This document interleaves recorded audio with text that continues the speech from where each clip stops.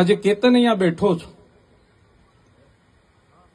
અને ચોક્કસપણે એટલું કહીશ કે મને ગર્વ છે કે કેતન હીરા રામાનો દીકરો છે ને એને સાબિત કરી દીધું અને એના નેતૃત્વના ગુણ છે એ પણ એમણે સાબિત કરી દીધું.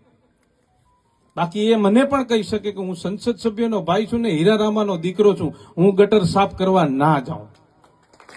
10 વર્ષમાં કદાચ કોંગ્રેસ વાળાએ કોઈએ ગટર સાફ નહીં કરી હોય, પણ મારા હીરા બાપાના દીકરા કેતને આ ગામની તમામ ગટરો સાફ કરી અને સફાઈ લોકો બીમાર ન પડે એવો પ્રયત્ન કર્યો. અરે અહીંયાની નગરપાલિકા ના આપે તો હું બીજેથી પણ વ્યવસ્થા કરીને અહીંયા આપું છું. અરે આ નગરપાલિકાએ 10 વર્ષ શાસન કર્યું. અત્યારે પાણીની પાઇપલાઇનનું કામ ચાલુ છે.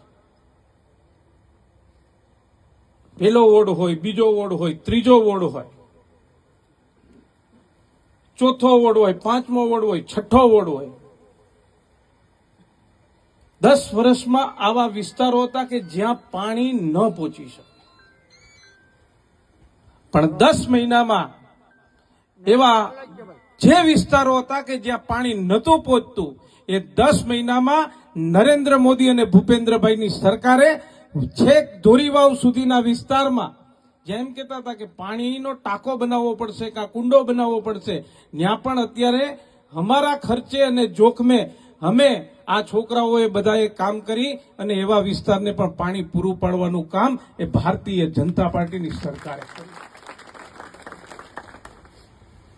મારે અત્યારે વિશેષ નથી કેવું, હજી મારે સભામાં ઘણું એક સભા કરીશું, પણ મારે આ ગામના મુખ્ય લોકો છે, અહીંયા યુવાનો છે, આજે તમે એટલા ભેગા થયા છો તો મારે કેવું છે કે તમે 36 વર્ષ હીરાભાઈને આપ્યા, 10 વર્ષ વિમલભાઈ ચુડાસમાને આપ્યા. મારે ખાલી 5 વર્ષ જોઈએ છે, 50 વર્ષ હું તમને આપી દઈશ. અને 5 વર્ષ મારે એટલા માટે જોઈએ છે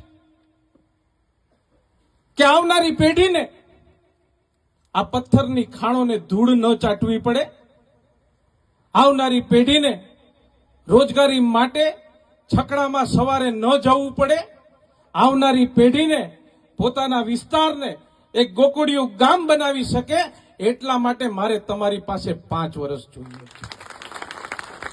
મારે 5 વર્ષ એટલા માટે જોઈએ છે કે આ ગામનું ઋણ મારા પરિવાર ઉપર છે. 36 વર્ષ સુધી હીરા બાપાને શાસન આપ્યું, મને ધારાસભ્ય અને સંસદ સભ્ય બનાવ્યો, એનું ઋણ ચૂકવી શકીશ.